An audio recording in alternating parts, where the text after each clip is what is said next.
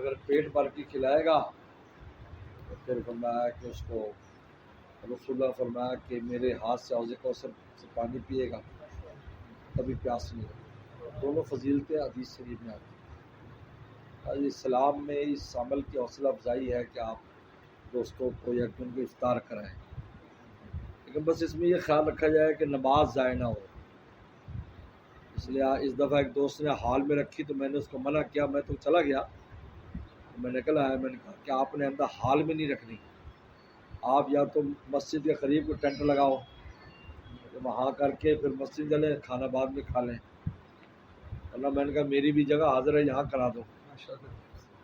تو بس یہ ایک چیز کا اہتمام رکھنا چاہیے کہ نماز ضائع نہیں ہونی چاہیے، باقی کوئی حرج نہیں ہے، بلکہ اس میں محبت بھی بڑھتی ہے اور دوسرا ہے کہ اس کی سلم میں ترغیب بھی دی. تو دیکھیں کوئی عمل دوسرے عمل کے اوپر موقوف نہیں ہوتا. اب غریبوں کی وجہ سے دوسرا اچھا عمل چھوڑ دیں، اس کی اجازت شریعت میں نہیں. یہ ایک نیا دور کی ایک نئی سوچ ہے اور کچھ نہیں. حج نہ کرو جی غریب نے دے دو، عمرہ نہ کرو جی غریب نے دے دو.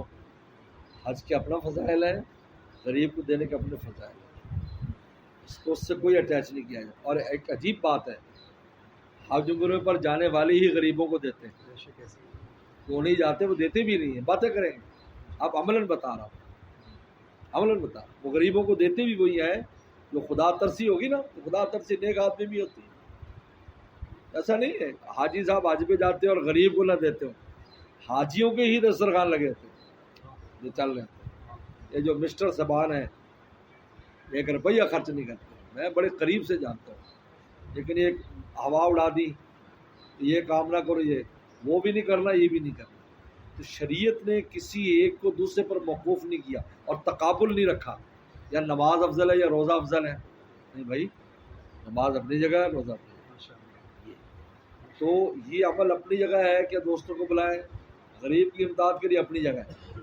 دوست کو نہ بلائیں گے اور غریب کو دے گا، یہ ہم کوئی ضمانت نہیں دے سکتے.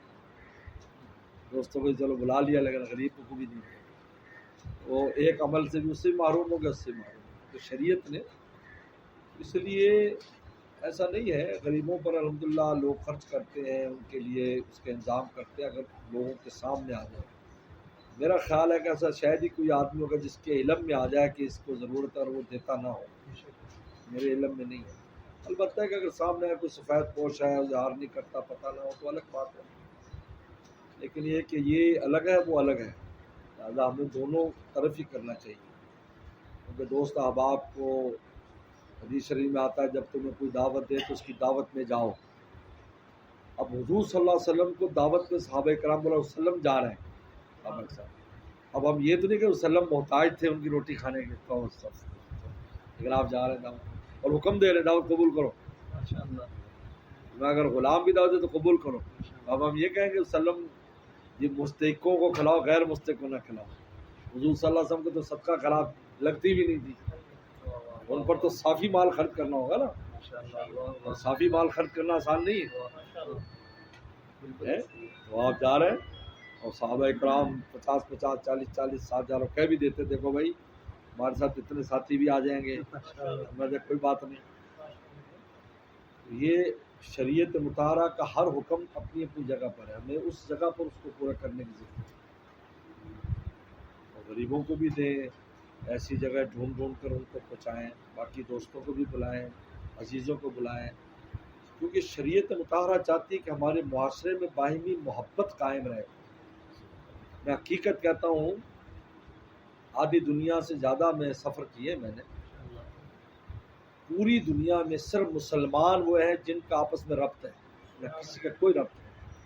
ابھی میں انگلینڈ نومبر میں گیا تو ایک بات پر میں غور کر رہا تھا، میں گزر رہا تھا، جن نے السلام علیکم، تو ایک بالکل اسی فرنگی حالت میں ایک بندہ جا رہا ہے، نوجوان، بالکل اسی طرح مجھے اس نے سلام کیا. من کے بعد سلام. کسی انگریز کو دیکھا دوسرے انگریز کو وہ ہیلو آئے کرتا ہو، وہاں سے اجنبی کی طرف گزر رہا ہے. مسلمان کو دیکھ رہے ہیں سلام کر رہے ہیں، کیونکہ میرا تو پتہ ہے پکا مسلمان ہے، تو داڑھی بڑی ہر چیز ہے، وہ جو سلام کر رہے ہیں. یعنی یہ ایک میں چھوٹی سی مثال ہے ہماری معاشرے کا جوڑ دیکھیں، تو جوڑ کے یہ سارے اسباب ہیں، عید ہو جائے ملنے کے لیے جاؤ اور کھانا کھلاؤ، فرماتے الطعام کھانا کھلاؤ، اس کھانا کھلانے میں عطم الطعام میں اس حدیث کو عام قرار دیا ہے، دوست اور عزیزوں سے لے کر غریب اور جانور تک شامل ہے، یہ جانوروں کو کھلاؤ یہ بھی شامل ہے، غریب کو کھلاؤ، دوست کو کھلاؤ، بادشاہ کو کھلاؤ، ماشاءاللہ حضور صلی اللہ علیہ وسلم سے بڑا کون ہے؟ عطم الطعام آپ کو دسترخوان بچھا ہے۔ تو شریعت میں شریعت کے بہت سی چیزیں سامنے ہوتی ہیں، غریبوں کو امداد کرو، باہمی محبتیں بھی چاہیے۔ ہم اگر آپس میں مل بیٹھیں گے، آپ شادی ہو آپ غریبوں کو بلا لیں، عزیز و اقارب کو نہ بلائیں تو کیا حال ہوگا ہمارا؟ تھوڑی ہے معاشرہ، وہاں تو بادشاہ بھی عزیز و اقارب ہوتے منت کر کے پکڑی سٹے گا، میاں چاچا تو ضرور لانا ہے، تاکہ معاشرے میں جوڑ۔ شریعت سب زیادہ ناپسند جو بات کرتی ہے وہ توڑ ہے، کیونکہ جب توڑ ہوتا ہے غیبتیں، دشمنیاں، مخالفتیں، بدگمانیاں، پھر یہ سارے گناہ شروع ہو جاتے ہیں۔ جب جوڑ ہوتا ہے تو کوئی گناہ نہیں۔ اور شیطان کے پاس ایک ہی ہتھیار وہ ہمارا توڑ ہے۔ ہم نے فرمایا کہ شیطان تمہیں بت پرست نہیں اب بنا سکتا، لیکن تم میں اختلاف کرائے گا، بھائی اس سے بچنے کی کوشش کرو، اور اس کی محبت کے طریقے لے پھر میں تحادو تحابو ہدیے دو تاکہ محبت قائم ہو، ہدیے دو۔ اب ہدیہ تو صدقہ نہیں ہوتا، ہدیہ تو ہدیہ ہے، تو صدقہ نہیں۔ تحابو بہت اچھا سوال کیا آپ نے، ماشاء اللہ بہت سی باتیں ہم نے بھی آج نہیں بھی کہہ دی۔